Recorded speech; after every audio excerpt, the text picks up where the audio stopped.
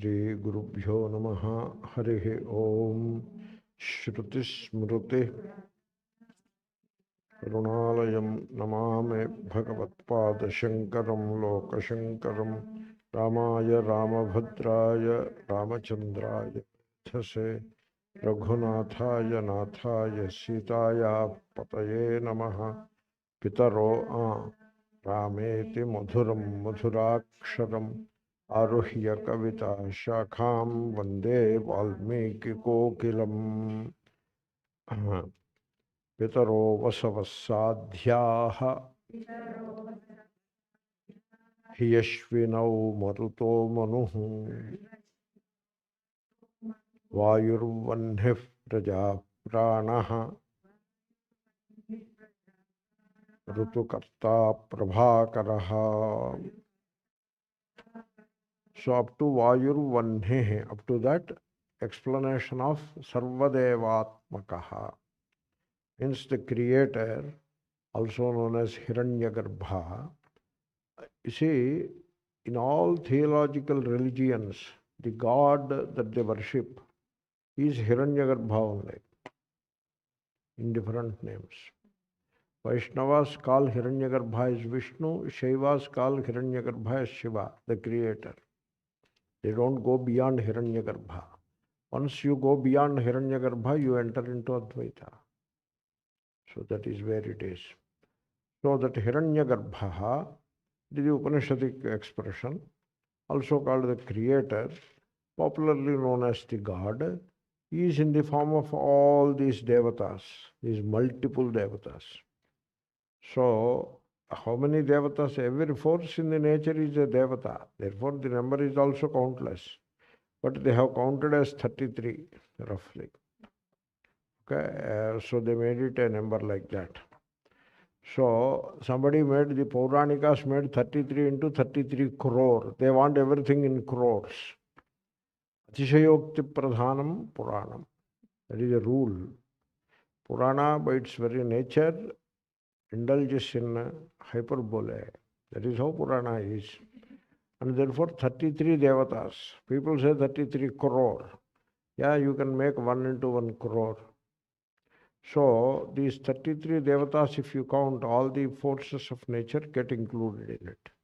And they are all so many limbs of Hiranyagarbha. They are not separate from Hiranyagarbha. Just like hands are myself, legs are myself, nose is myself, eyes are myself, like that.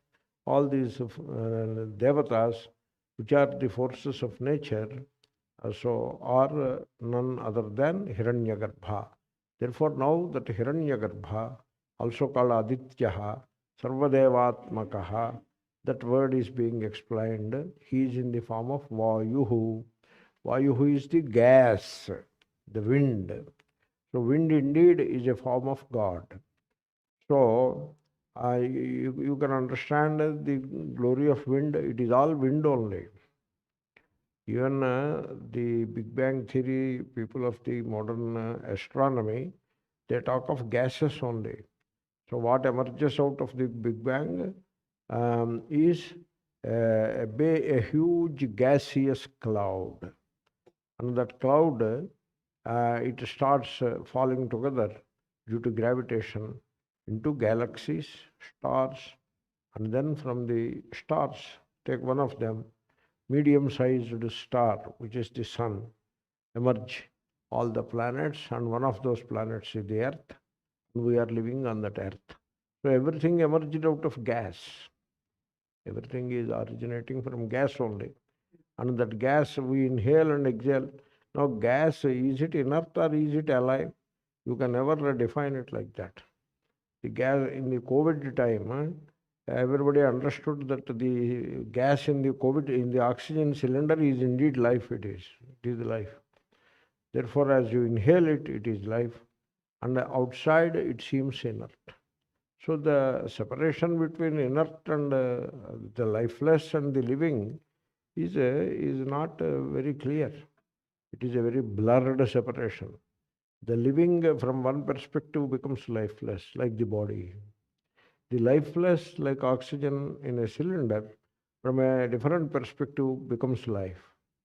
Therefore, the Vayu is indeed that Paramatma, that Ishvara. Okay, Vayuhu. And also this arrangement, if you pay attention to that, I mean, this is what is called bigger picture. So people, they are consumed by the small picture. You sit here and look at yourself as me, and then mine, my family, my this, my that. So when you fix yourself in that small picture, you are destined to suffer endlessly. Because in that small picture, there is no redemption, there is only suffering. No one person's small picture is great. Everybody's small picture is painful only.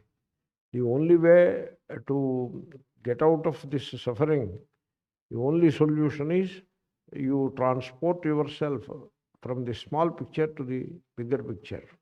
That is, you expand your consciousness. Be conscious of the bigger picture. Look at the bigger picture. So Vayuhu.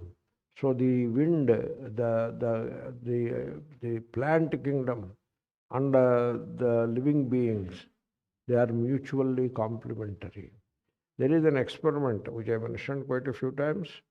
You take a plant in a small in a small container, a plant, growing plant, and put it on the table and cover it with one glass cylinder, completely cover it, sealing it from the outer atmosphere.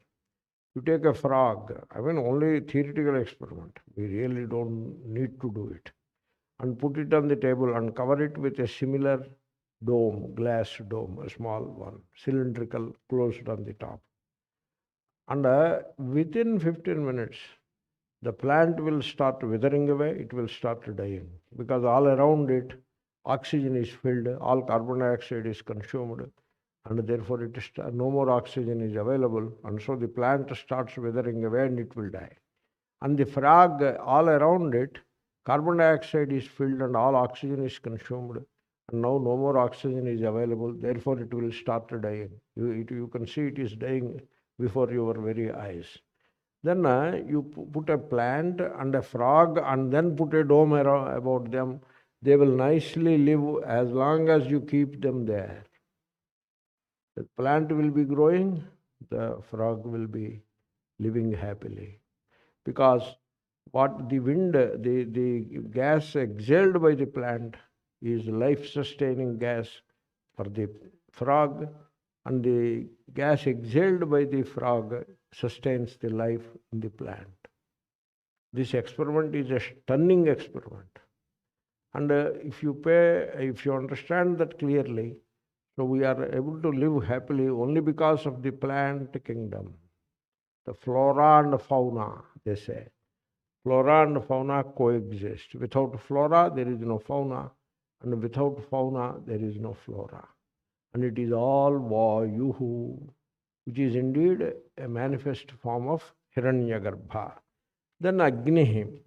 You see, the entire universe is simply a display of energy. That is what thermodynamics says. It is what it is. Matter is there. Matter is also energy. Condensed energy is matter. Therefore, the entire universe is simply the display of energy. And this energy manifests in diverse forms. So, now you can say energy can be the symbol of God. That is how Shakti is the symbol of God. God, Chetana, Shakti, Achetana, the power of God. Power is not Chetana. Power is Achetana only. Chaitanyam and then Shakti. Okay? But then the saving grace is the power is ever associated with Chaitanya. Therefore, you do not encounter power without Chaitanya. That is how the Vedic rishis look at it. Okay? Therefore, the energy is the symbol of God. So God is omnipotent and omnipresent and controls the limited universe. That is what God, Hiranyagarbha, is. And the energy is the symbol of Hiranyagarbha in this universe. And you find energy manifest in many, many forms. Now, some of the rishis, they have deified, converted Agni, the heat energy, into God and worshipped. Agni is energy. One of the important manifestations of energy in the universe is fire. Do you know, all forms of energy finally go into heat. Every form of energy ends up in heat. Suppose you have electricity, it ends up as heat. You transport electricity from one place to another place. In the transportation through wires, however good conductors they are, 10% of electricity is lost. So what happened to that electricity? It becomes heat. And suppose you are talking and talking, that is energy coming out, sound waves, and they spread all around. But finally they dissipate, and they dissipate into heat, mild heat. It is said, of all forms of energy, heat is the most condensed form of energy. That is the principle of steam engine. Because once you make to boil water, you require a lot of energy.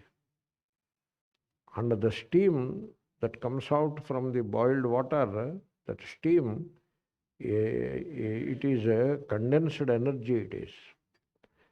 They call it latent heat and all that. Steam has so much heat in it. And when steam condenses, all that energy it gives to the engine, steam engine. As the steam gives its energy to the engine will be moving forward, and the steam gets converted into water. And that water again you boil it and make it into steam.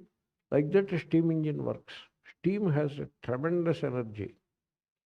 Even in atomic reactors, the heat generated from the nuclear reactor is used to produce steam, superheated steam, which runs generators. So steam has so much energy. And therefore, anyway, what is the energy in the steam? Heat.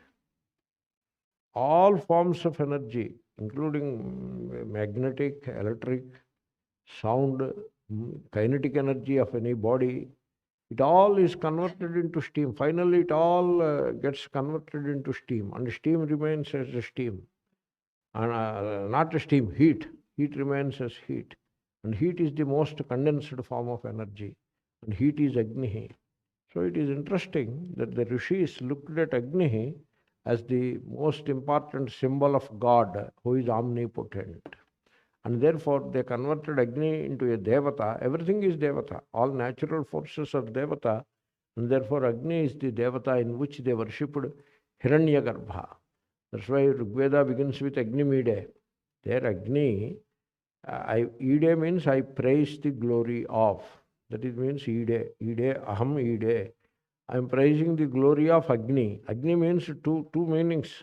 The fire, and also the real which is symbolized by the fire. That is the Hiranyagarbha, the God. Therefore I praise Agni means I praise God ityartha. There Agni means the fire, and also the God for which Agni is the symbol. This is how the rishis worship. This Agni worship is everywhere. If you go to Azerbaijan, the Baku, you will find there the fire temple. And in Iran, in Zoroastrianism, fire is worshipped as a god. Because Veda has come from there, that is what people say. But then there is another thesis that this Aryan theory, etc., is debunked. No, it is very much indigenous. It did not come from outside. Like that, there is another theory. And between these two theories, you understand what I am saying? Between these two theories, there is always a fight going on in the Indian society. Okay? So we are not interested in all that. For us, our vision is universal. For us, everything is God. We don't have any boundaries. The knowledge has no boundaries. It just doesn't matter whether the fire worship originated in Azerbaijan and came to India, or it originated in India and went there. Either way, it is okay for us, because Sarvam Khalvidam Brahma. We are Vedantins, you know. We are not Hindu activists. We love Hinduism, but we are not Hindu activists. And so for us, Hinduism is universalism. That is how we look at it. Anyway, so it is said like this: Shiva Shakti, God and energy. God is primary, energy is secondary, and therefore energy is secondary only to God, and not secondary to anything else. Energy is secondary only to God. Matter is secondary to energy, energy is secondary to God. And therefore, energy which is before us in the form of fire is considered the great altar of worship of God. Vannihi.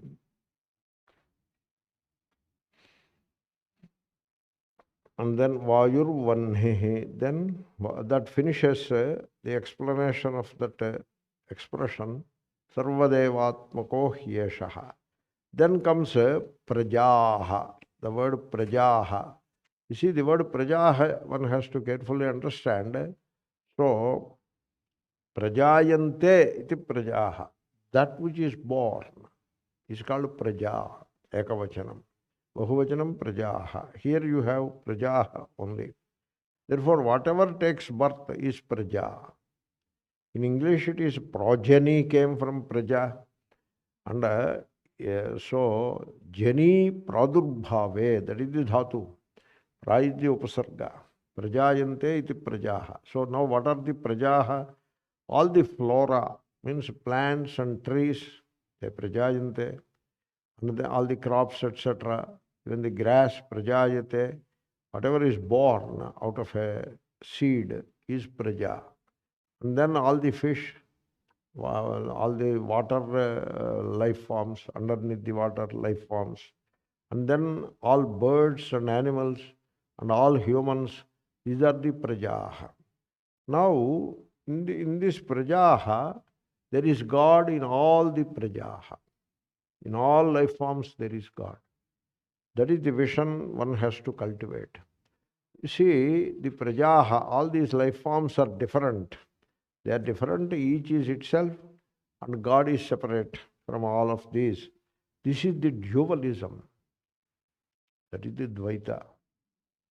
And here, the Aditya, the sun god, or the god in the altar of Aditya, he is every single life form in this creation. Okay, that is the meaning of prajaha. That means there is dualism, that is what you experience through the sense organs and the mind, but you should be able to dismiss the dualism and rise above the dualism into the vision of oneness. That you have to strive to do that. Because if you desire freedom and happiness, if that is what you desire, you have to do away with dualism. You have to do away with it. Generally, people, they want freedom and they want happiness. That's why they come to Vedanta. They come just like hoping that they will get the freedom and happiness. But having come to Vedanta, they forget their original goal. They get stuck or sucked into a different spin that is present in the Vedanta place. In every place there will be some kind of arrangement, some kind of structure, some kind of organization will be there, you know. God creates and devil organizes. That is how it is said. Okay. Therefore, there is a system in the place of Vedanta. In every place of Vedanta, there will be a system.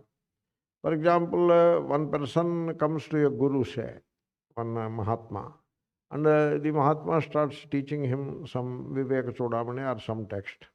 So that is the system. The Mahatma sits in a chair, and the young man sits on a mat, and they have a book. They both have a book in their hand, and there is one person explains, and the other person listens, takes notes. Is that not a system? There is a system like that. Small or big, there is a system. But did you come to subserve the system, or did you come to secure happiness and freedom? What for you have come? So people forget that original goal. They come with a good intention, but soon they are sucked into the maya of the systems. And they fall into that maya. And now they start subserving the maya. So that is how it happens. Therefore, the point is, if you desire freedom and happiness, you have to do away with dualism. You cannot sustain dualism in the name of systems and structures. You have to do away with dualism. And you have to efface differentiation. Because in the system, some politics begins, and therefore they will be cursing each other, so working against each other. Like that it starts. In the process, you are now caught in differentiation. And the original goal of happiness and freedom is forgotten. And so you are into the dualism. Only you will be studying the texts of Vedanta, which is Advaita. Only texts, Advaita, the non-dual reality is only in the texts, not in the life, not in the vision. That is how people get caught into dualism. And so you should not do that mistake. You should efface differentiation and feel oneness with all. That you should cultivate. Only you have to pay attention to that. This is this truth can be proved like any biological or chemical reality. Any biological truth, you can prove it in the laboratory. Any chemical thing also you can prove in the laboratory. Suppose you take silver nitrate solution and sodium chloride solution. Both are soluble salts, and so you have clear, transparent water solutions. So you mix both. Silver chloride will precipitate like a white precipitate. This I said, you can verify in the laboratory. You can easily verify. And the vision that we are talking about is verifiable in yourself. You are the laboratory for the Vedanta. So this vision is verifiable in yourself. For example, this is the vision. If you want freedom and happiness, you have to do away with the dualism and you have to efface differentiation. So you try this. You sit with yourself and you just go through all the dualism that you are living with. And you just recollect all the differentiation that is there in your life. Like you don't like your brother-in-law, this, that, all those things you recollect. This is the dualism in which you are living, the differentiation with which you live. I am a higher caste, the others are lower caste. I am Indian, they are something else. So this kind of differentiation, if that is what you are living with, you just bring it out. Because it is with you all the time, you are living with it. So it is not difficult to bring it out and see how you feel. You feel insecure and unhappy. Okay, then continue to sit. Then you tell yourself, let me efface all differentiation. Let me rise above all divisions. And let me feel the oneness with all. I am one with all. With my people who pull me down, I am one with them. There is no friend, there is no foe, there is only divinity. And the divinity is the same in me. What is in me is present in all other life forms. That reality which is in me is there in every other life form. You say all this to yourself and you feel the oneness and see what happens. All the unhappiness and insecurity will be replaced by freedom and happiness. That is the experiment you have to do. Like adding silver nitrate and sodium chloride and getting silver chloride precipitate. That is the experiment you have to do. You should not depend upon scriptures and gurus entirely. You have to experiment with yourself and feel the truth of it. Therefore, you have to develop divine vision, because the fact is, God alone is real and the world is unreal. So, when you say prajāh, all these life forms, there are so many names and forms. And in every one of them, there is one God. It is like one sun reflecting in a billion dewdrops. Therefore, you experiment this. Sit and you tell yourself, the world with all its variety and divisions is real, and see how you feel. You feel unhappy and insecure. Again, you tell yourself, all this variety and differentiation or divisions are unreal. They are not real. They are only so many namarupas. The real is one, and that real is in myself as much as in every other life form. God alone is real. The world is unreal. You tell yourself like that and see how you feel. All your insecurity and fear is gone, and it is replaced by happiness and freedom. That is the meaning of that expression, prajāha. Sri Krishna has presented it in a very nice way. People study Gita without studying Gita. That is how I say. He said very nicely, you see, vidyavinaya sampanne brahmane. That is the sattvika upadhi, means the life form, the sentient being who is a scholarly, a scholar of Vedas, not only a scholar but very humble also. That is one upadhi. He is a sentient being. Brahmana. Gavi hastini, cow and elephant. They are also sentient beings only, but the upadhi is different now. The upadhi is rajoguna pradhana. Rajas, they are constantly moving around. The cow will be moving this way, that way, and occasionally it may sit. Even when it sits, it just will be so munching the cud, whatever. And the elephant is also like that. Whole day it will be eating only. It has to eat a ton of grass by the end of the day. So rajoguna upadhi. And shunichaiva shvapakecha, the one who eats meat. All kinds of meat people eat, all kinds of meat they eat. Anything which is crawling is worth eating. That is the philosophy they follow. And they eat the meat. And that is still the person cooks and eats the shvapakaha. He cooks the meat and eats it. And so that person is tamoguna upadhi. But still a sentient being. And Sri Krishna says, it is the same God in that sattvaguna upadhi, the rajoguna upadhi, and also the tamoguna upadhi. You don't see the upadhis. If you see upadhis, sattvika is superior, tamasa is inferior. Rajasa fits in between. They are all different. But if you go for the upahita, what is reflecting in those upadhis, that is the same God reflecting as sentience in all the different upadhis. So Shvapakecha Pandita Samadarshinaha, that Sama is the God. Therefore, Prajaha means all life forms are nothing but expressions of the same reality, which is the Hiranyagarbha. This is Upasana. What I am saying is Upasana. What I am saying is not Jnanam.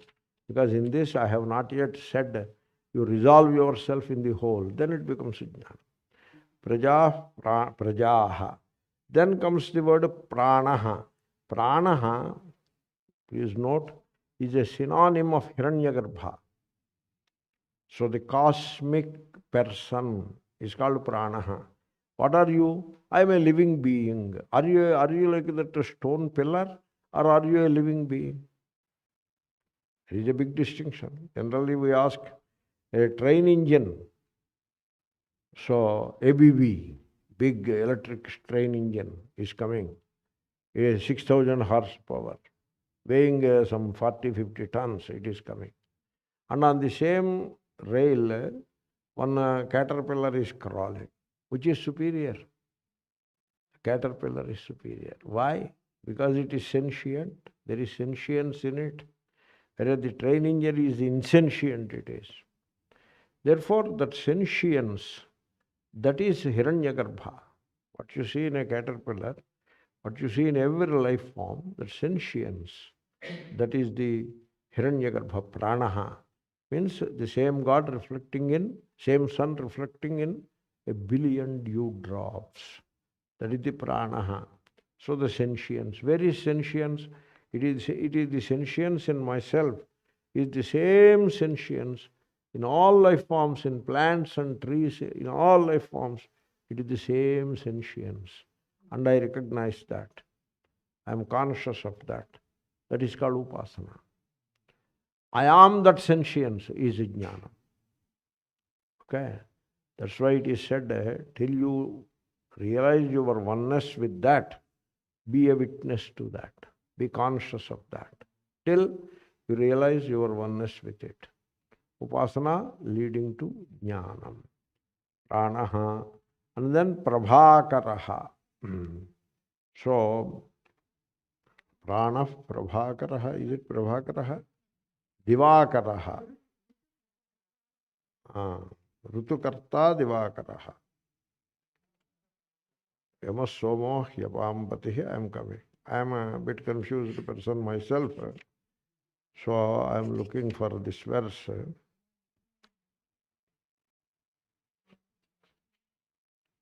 This is done. Yeah, ṛtukartā prabhākaraḥ.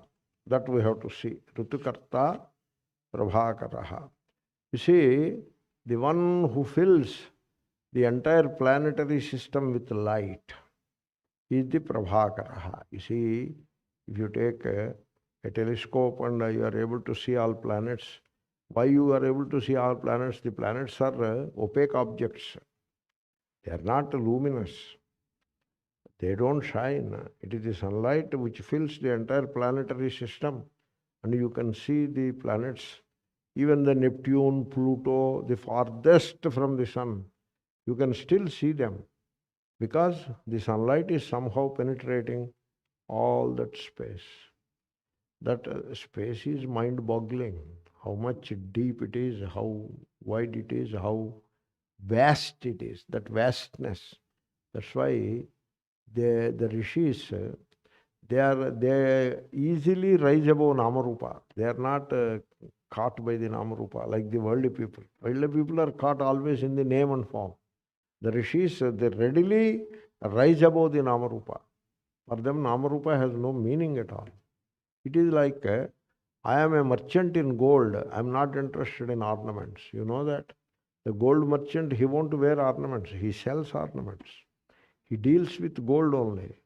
So Vedantins deal with the nameless and formless reality called Brahman.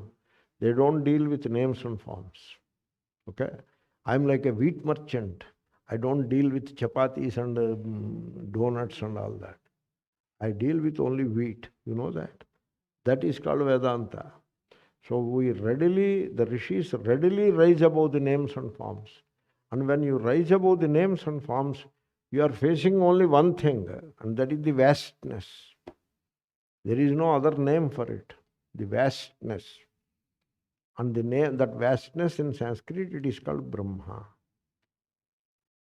Now they raise a question. This vastness, which is the truth, names and forms are only appearance.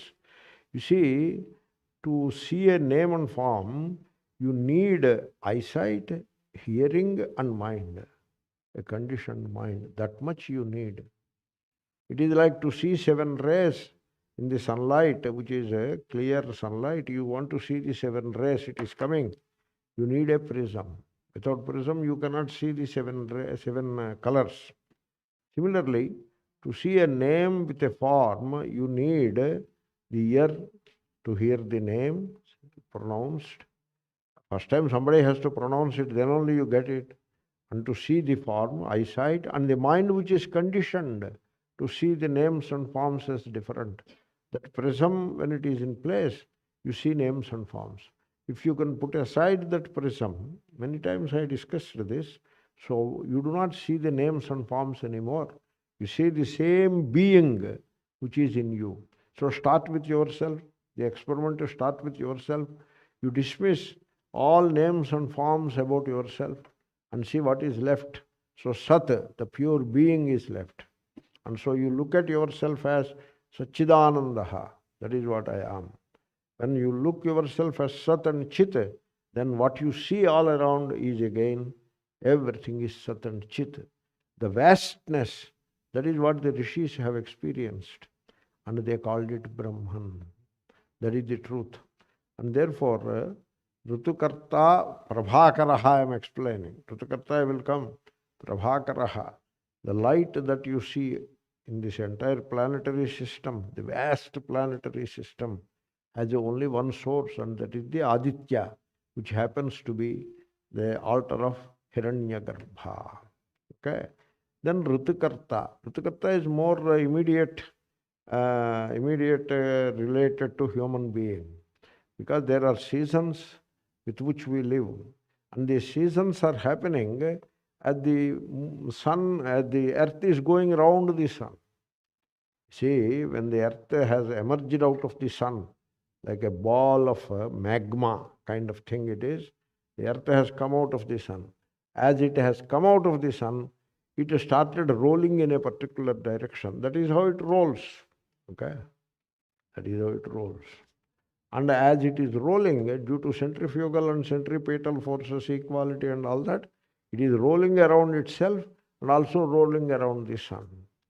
In rolling around itself, it creates day and night. While rolling around itself as it goes around the sun, it creates the seasons. Okay? Therefore, the seasons are made possible by the sun. You see, that is the bigger picture. The human being is caught in the small picture. Me and mine syndrome, that is what is called. If you rise above that syndrome and you contemplate upon the bigger picture, look at the earth rolling around itself and also going around the sun, thereby creating seasons. And because of seasons, there are crops, and there are plants, and there are crops and harvest and all that, and there is food, and because of which this body-mind is surviving. Therefore, it's a very big thing. And all that is made possible by the sun. And hence, the sun is appropriately called ṛtukartā. Okay? So, very good. We have finished that verse. We made some progress. 9th verse is finished. We go to the 10th verse.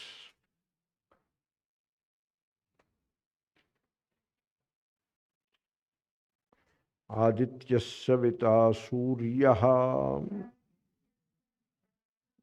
khagaḥ pūṣā gabhastimān suvarṇasadṛśō bhānuḥ hiraṇyarētā divākaraḥ. So from this verse onwards, not till the end, Āditya Hṛdayam completes, and some concluding remarks will be there in the form of 2-3 verses. Therefore, from this verse onwards, we are entering into a new topic of Āditya Hṛdayam, within the Āditya Hṛdayam, and that is Ashtottara Namavalihi. You see, people do puja with 108 names. Everybody will do that. But they don't pay attention to those 108 names. They say something. And whatever is, somebody printed it and somebody recites it. The printing person put mistakes in it, 3, 4. And the reading person added his own dose of mistakes, 10 mistakes. So in 100 names, you say 10 mistakes. And so, thank God nobody knows the mistakes. You don't know the mistakes that you are saying. Therefore, you feel very good about it. Because if you know that you are making mistakes, you cannot feel good about it, you know. So you feel good because you don't know that there are mistakes being committed. And people who are sitting and sometimes they too chant, they too don't know the mistakes. And if there is one person who knows all the mistakes, he will be feeling bad in his mind. He has to cook himself within. This is how it happens. It should not be like that. They should say those 108 names correctly, and the names should be chosen properly, and they should be correctly said, and everybody should know the meaning also. That is how you have to pursue that. Otherwise, what is the purpose of just saying? Somebody says and you follow him and say it without knowing whatever he...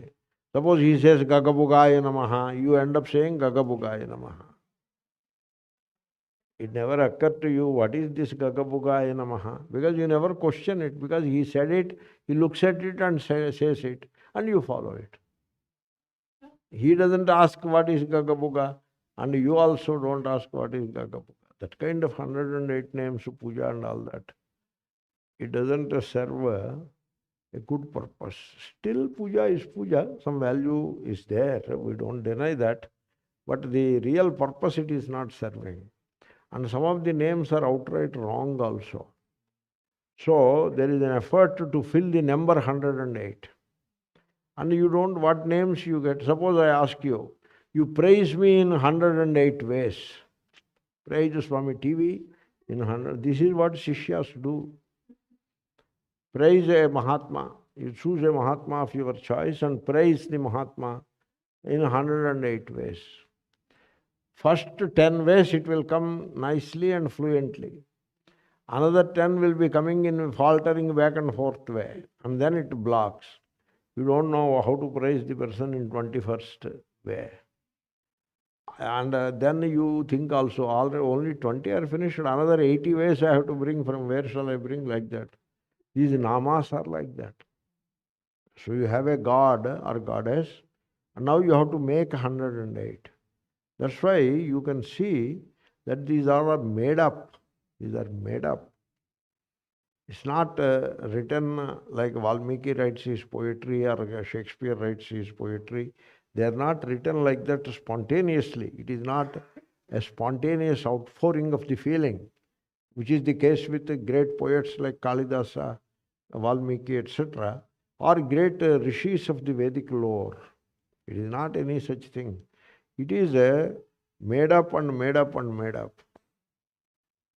And while making up all these names, if your Sanskrit is not in good form, then the names all will come wrong. These things happen all the time. So people don't understand. So sometimes they make up, they write 108 names without knowing Sanskrit. So I asked once, you don't know Sanskrit, why should you write in Sanskrit without knowing in Sanskrit? Suppose a villager in India who doesn't know English writes names in English, will you appreciate it? So Sanskrit means easy for everybody. Because you don't know it, anybody else also doesn't know it. And I digressed it. So the point is, here from now on we are coming across names to sun, sūryaḥ. But then we are not sun worshippers. That you should not forget. Sun is the medium through which we are worshipping the hiraṇyarētā, the creator of the universe. Now come names. Some of the names through sun directly apply to hiraṇyarētā. And some of the names, they stop at the sun level. And in both cases you have to understand. Whether it stops at sun level, still it is a name of hiraṇyarētā only. Or it goes, crosses the barrier of sun as namarupa and goes to hiraṇyarētā, well and good, that is the name of the hiraṇyarētā. That is the way you have to understand all these names. So let us start. First name is ādityaḥ, it is already done. Okay. Then second name is savitā. See, savitā is a pumlinga it is. Savitru is the shabda and prathama ekavachanam is pumlinga. Okay, savitā. Shui prani prasave. Shui chachajanya. And it's a halanta. That is the yit. Okay. It means prani prasave. It means giving birth to a life form. That is the meaning of shui. So savitā means who gives birth to life forms. Means simply translated as creator. Savitā, creator. Savitā devata. For a mantra, savitā is the devata. The creator is the devata. And for every mantra there is a devata. The mantra is about that devata. And which is the mantra for which savitā is the devata? Gayatri mantra. Then why it is called Gayatri mantra? Because the chandas, the meter is Gayatri.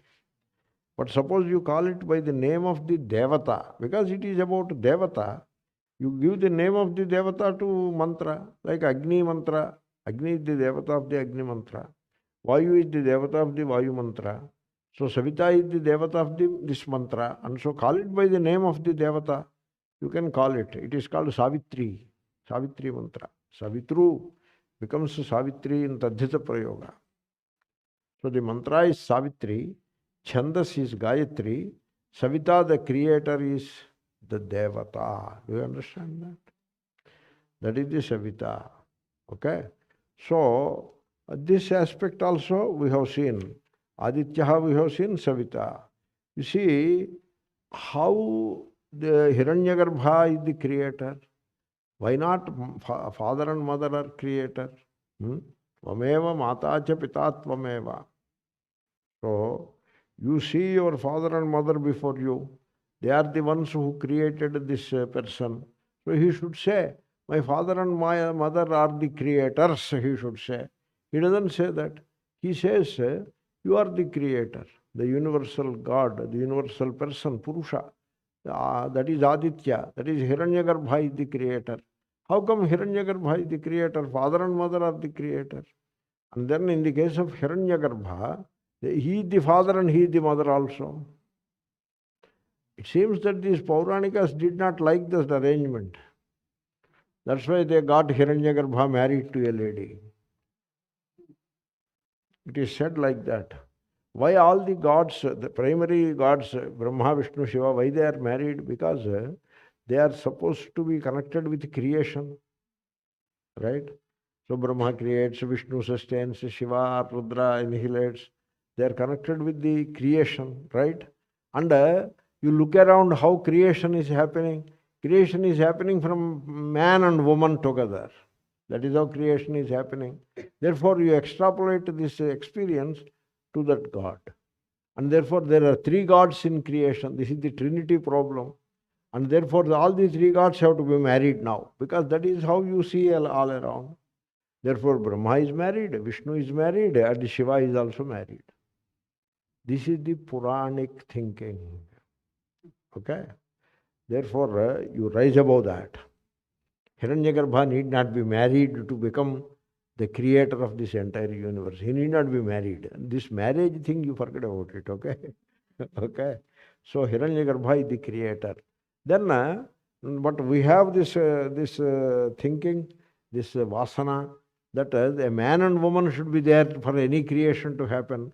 Okay, let us include man and woman. Both are included in Hṛdayam.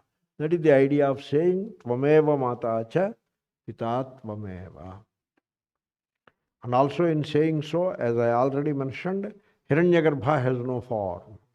He is formless reality. For everything there need not be any form. Why this focus on the form, so much focus? Pruthivi has no form. Apaha has no form. Vāyuh no form. Agnihi no form. Akasha no form. Sunlight has no form. But what is this attachment to form? I don't understand. Are they not formless? They are all formless. Money, what is the form of the wealth? It has no form. What is the form of good health? It has no form. Therefore,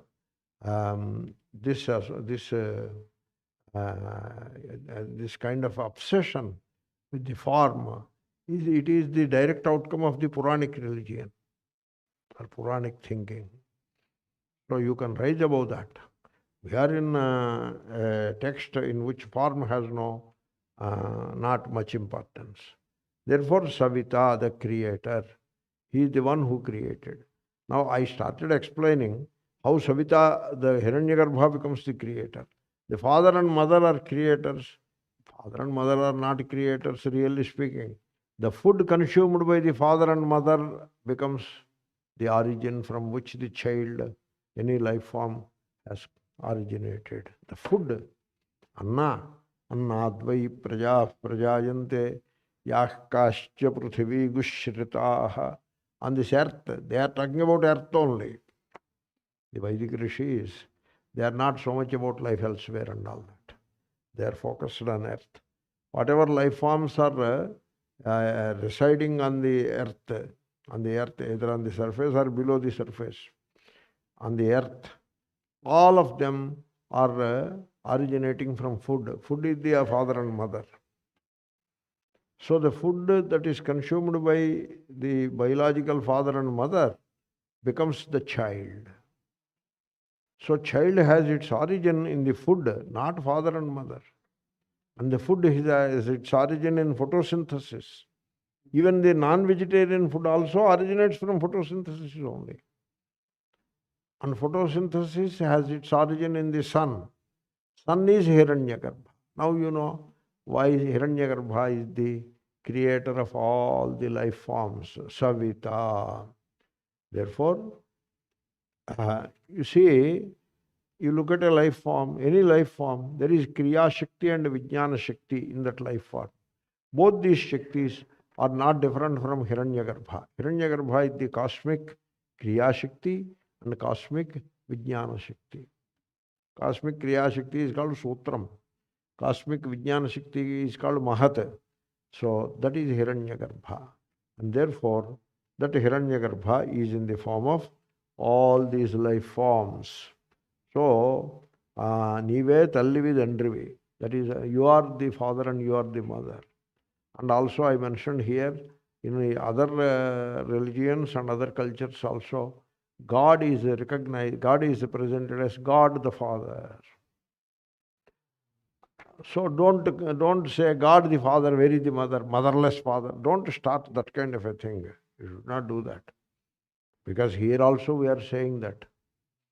We have said savitā. Savitā is a kind of creator. Creator is father only. And so creator doesn't require another person to create. That is not how the creation happens in of the universe. You should not be carried away by how the creation of a child is happening around in the society. That is not the benchmark. Okay? So, therefore, God the Father is a very interesting and nice expression or understanding of God, just like savitā. So put the savitā aside, then you come to sūryaḥ. So, you see, when you meet a person, you ask, how are you doing? Kshemam, and the family members all are doing well. Such questions you ask. You don't ask what is your salary, etc. Such questions you don't ask. Means the overall welfare of the person you ask about. You do not ask about the personal details. You should cultivate the same habit with God also. So, suppose the very idea of God comes, then God married. How many women he has married, how many children he has. You should not get into that kind of a spin. That is not proper. So you have to ask the question, what is God? And where is God? Is God in me?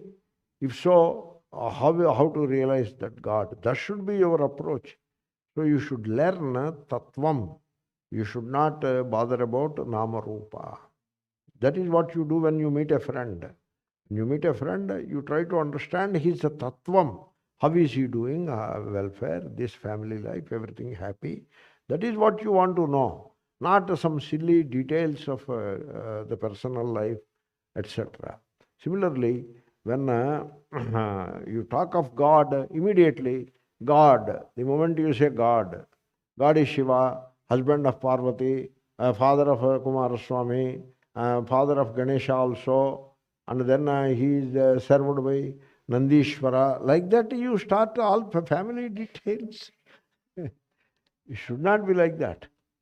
That is how the Puranic religion works. Even if you start that way, it's okay to begin with, you can do that. But you rise above such so-called personal details. This is what is called humanization.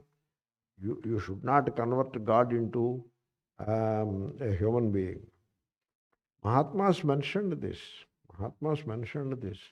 But people don't pay attention to that. People means the gurus also do not pay attention to that. So Swami Vivekananda said, if all the fish of the ocean come together and want to worship a god, then they will build a temple for that god. And the temple shrine, the god inside the temple will be a big fish. That is what does it mean? So what is that we have learned from his expression?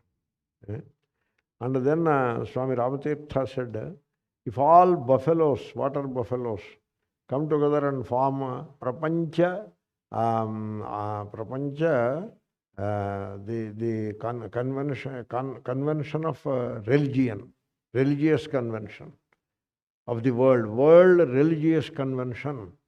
If all buffaloes come together and conduct such a convention, at the gate of that convention you will find a sculpture of a big buffalo. That is what he said.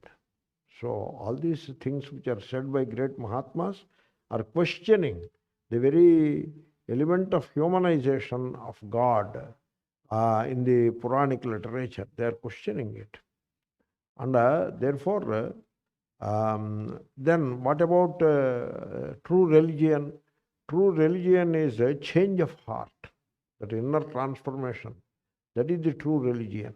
True religion should not be limited to kattu, bottu, juttu. Means you dress in a particular way, you have a particular hairstyle and put particular marks on the face.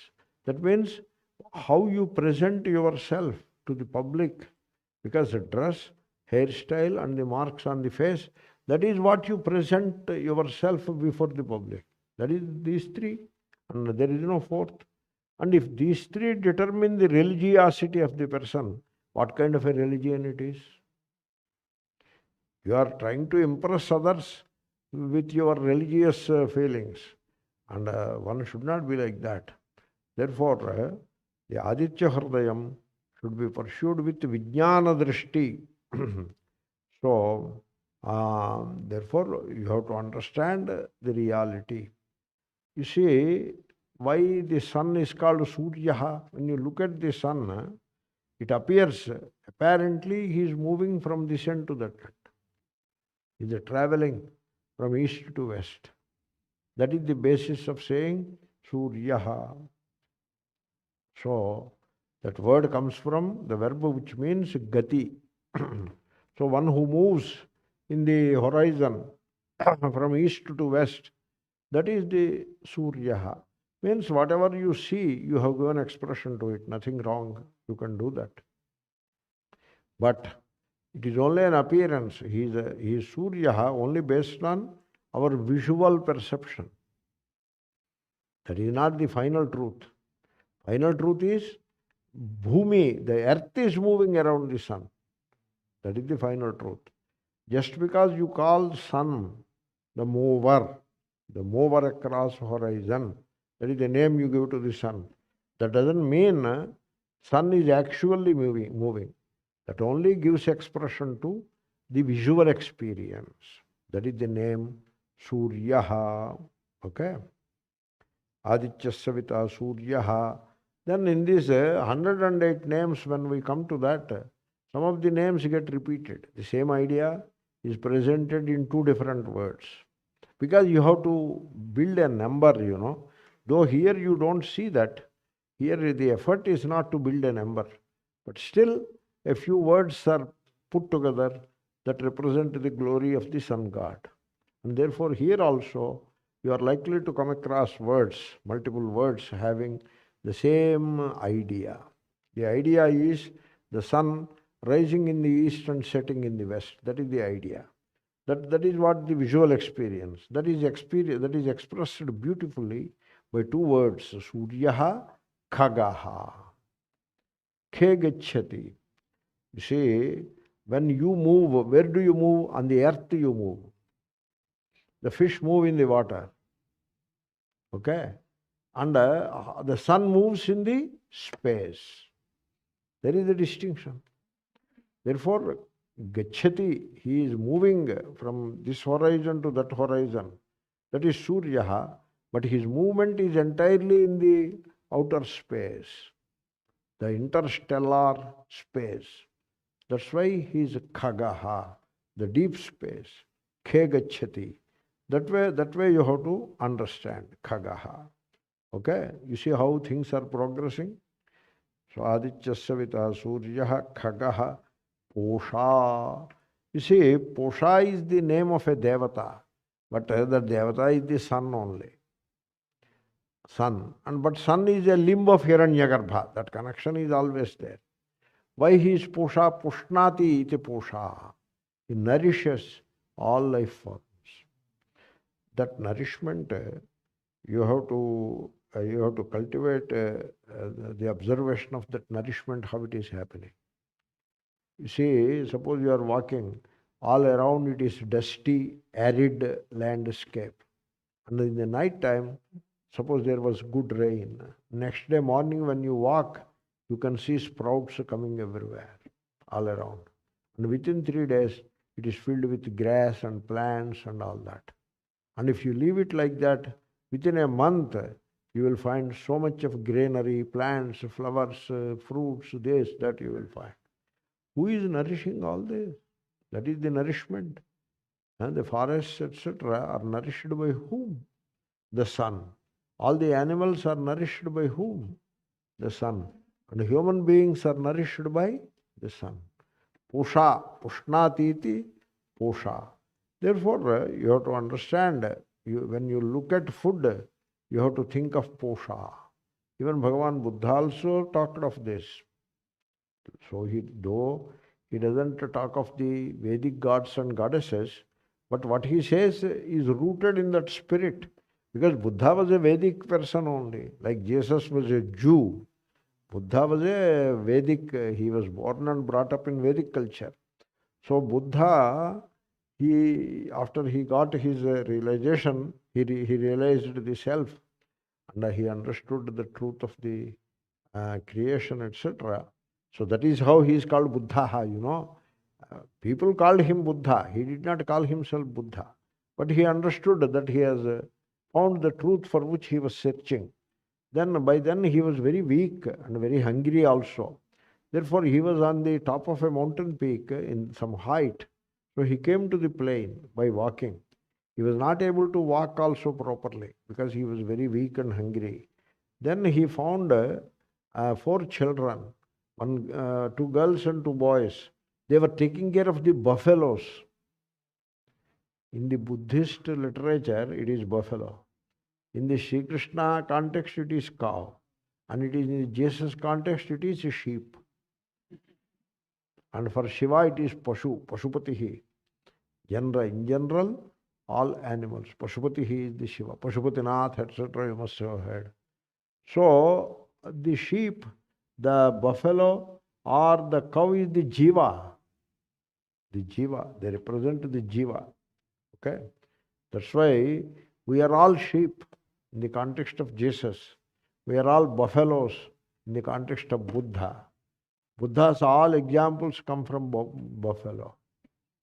Because in Bihar, etc., buffalo is the main animal, important animal, and they consume the milk of the buffalo, not so much of a cow. Okay? So buffalo. And then in the vision of Jesus, it is sheep. We are the sheep. We are the buffaloes. And in the context of Sri Krishna, we are the cows. That way you have to understand. So that is the Jiva, representative of Jiva. Anyway, the point is, this food, annam parabrahmasvarupam. The food is the manifestation of Hiranyagarbha. Hiranyagarbha, through photosynthesis, through crops, and through grains and pulses and cereals, etc., nicely cooked, and vegetables and fruits also added, and it is served on the plate. So Hiranyagarbha's glory is sitting in your plate. Therefore, you should not waste food. And you should not talk bad about the food. Annanindiyat. You should not talk about the food. Oh, this is useless food. Who prepared it? That kind of a language you are not supposed to use. Okay, you should respect the food. It is Brahma. So Buddha came down, and these 2 girls and these 2 boys, they were taking care of buffaloes. So I came back to the point where I started. So they were herding buffaloes. The children were put on the job in those days. And they start this herding of the buffalo, because buffalo has to eat well, the grass. And a whole day it has to eat, so that it will remain strong and healthy, nutritious, and it gives plenty of milk. And the children, they take the buffalo around, so that it should not stray away. It has to be brought back to the home. So they were doing it. Okay? And they bring some food also in a tiffin box for eating in the afternoon. Buddha comes down. He looks at them. They are opening food and sitting in a circle and about to start eating. He looks at them. And one of the girls asks him, "Do you want to share our food?" He said yes, because he was hungry. Then they give him food. You know what is the food? Rice, simple rice, cooked rice and banana fruit. That is the food. There is nothing else. So put the rice in the mouth, take a piece of banana and put in the mouth and you munch. That is the food.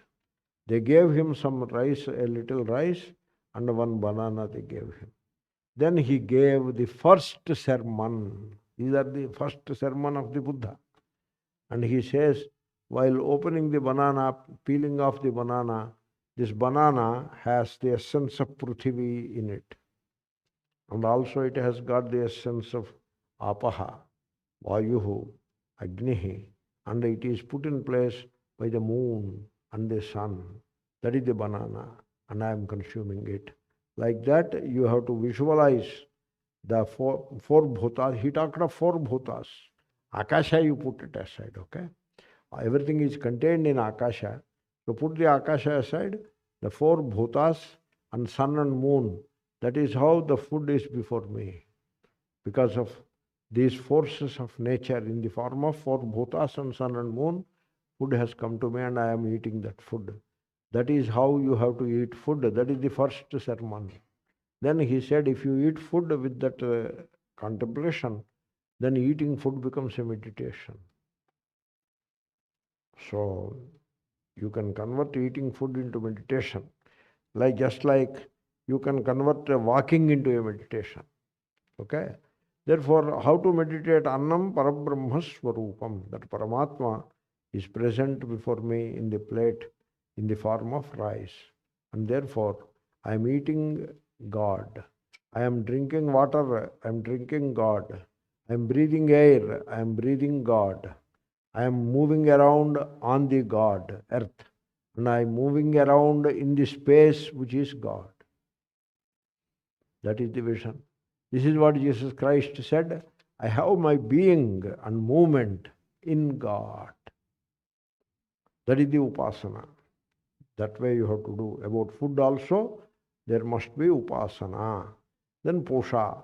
Then gabhastimān. Gabhastimān is like dhanavan, buddhiman, gunavan. It's like that. Gunavan means one who has great qualities, not just one or two qualities. You see, what is the sun? Sun means rays. Rays and more rays. That is the sun. So already it came, but now it started. The one who has rays, even a battery light has rays. No, not like that. The one who has infinite rays. So, unimaginably big quantity of rays, one who has, he is called gabhastimān. Okay? So, it means two things. Sun is luminous in gabhastimān. You cannot say moon is gabhastimān. You cannot say planets are gabhastimān. They are not gabhastimān. They don't have any luminosity. Only sun has luminosity. And the stars have luminosity. Sun is a star. You see, we are conditioned to believe that sun is a graha, one of the planets. It is not. It is not a graha, it is a star. It is luminous. In Navagraha, sun they put. Sun is not, you cannot fit sun into Navagraha. How can you fit sun into Navagraha? You see, in our childhood they used to ask a question. So, find out the odd man out. Banana tree, mango tree, and a jackfruit tree, electric pole. Find out the odd thing out. You can find out, right? Electric pole is the odd thing out. Similarly, moon, Jupiter, Mars, Venus, sun. Odd thing out. It doesn't fit into that category. All these temple people should understand. They put as Navagrahas and they put outside. If you have so much devotion for Navagrahas, put it in the regular place. So while so people leave chappals this side, Navagrahas are kept that side. What is that? You should not do that. I feel bad about it, that they are left outside. And all the 9 are put on one platform. No canopy, no cover, nothing. And they look in different directions, and they're left some kind of stepmotherly treatment for Navagrahas. You should not do that. If you love Navagrahas, then you should do things in a proper way. Anyway, so sun is a star. Okay, gabhastimān. So all these planets shine following the sun. The rays of the sun fall upon them, they reflect the sun's rays, and that is how they appear bright. Otherwise, the sun alone is gabhastimān. Okay. Then bhānuḥ. Bhānuḥ is the summer sun, not the winter sun. Winter sun is very weak, as though he doesn't have many rays. Winter sun, struggling to overcome the fog and the coolness, the cold temperature. Sun himself is struggling. That is the winter sun. But the summer sun, bhānuḥ, most ferocious, shining most ferociously. So, you see, it is said like this. So, small thinking and big thinking. You see, what happens is you go and purchase 100 candle bulb and fix it. And you ask someone, you fix it, stand on a wooden stool and fix it, and ask someone to put the switch on. He puts the switch on. You see the light, and your face also shines as much as that bulb shining. Means you are very happy that the bulb is shining. So if you are happy about the bulb shining, how should you be about the sun? So we are focused in the small picture. The me and mine syndrome, we are focused in that. That makes us blind to the reality. Therefore, you have to transport yourself all the time from the small picture to the bigger picture.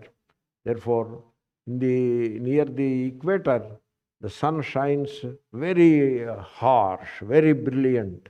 You cannot look at the sunlight. Very bright and also very hot. That is the bhānuḥ. So, also it is said, if you have a diamond, a small diamond, not a very big deal, fix it to the ring, and you look at the diamond and it is, you move this way, that way, and it is shining, and you are very thrilled at the shining of the diamond. Diamond is, it doesn't shine by itself. It is an opaque thing. Carbon it is. Sunlight has to fall upon it, and it has to be reflected. So you are amused and thrilled by the light reflected by the diamond, but what about the sun? Billion times more, or even billion times more glory is there in the sun. So you feel sun is not mine, diamond is mine. Therefore I am thrilled about the glory of the diamond. No, diamond is not yours, sun is yours. If you know, if you understand yourself, every particle of the body is put in place by the sun only, by the sūryaḥ. Sun is father, sun is everything, diamond is nothing. Therefore, people have to reorganize their consciousness and put the right things in the consciousness. So we have done a big job already. So in the 10th verse, almost finished, right? Pūṣā gabhastimān, up to that we have come. Bhānuḥ we have finished. Only suvarṇasadṛśō is there. He is a most brilliant, shining with white light near the equator during the midday. But at the time of rising in the morning, he is not so bright. Because the rays come from an oblique angle. Whereas when the sun is on the top, the rays come direct. And therefore the distance makes a big difference. So because of the shorter distance, the rays come very hot and very bright. Because of the longer distance, In the morning and in the evening, the rays are not so bright and not so hot. Very enjoyable and good for health also. Whereas midday sun is not good for health. A lot of ultraviolet also will somehow filter in. So you should expose to rising sun and setting sun only, never to the harsh sun. So therefore that sun rising and setting, not so bright, not so brilliant, a kind of ruddy, that is the suvarṇasadṛśō. Therefore sun is like gold while rising and setting. Sun is most brilliant in the midday and also near the equator. So like that, in sun's rays, there are so many varieties, All those varieties, they correspond to only one sun. So suvarṇasadṛśō bhānuḥ, hiraṇyarētā, divākaraḥ, we will see tomorrow. Om Purnamadah Purnamidam Purnasya Shanti Shanti Shanti. Om Shri Gurubhyo Namaha.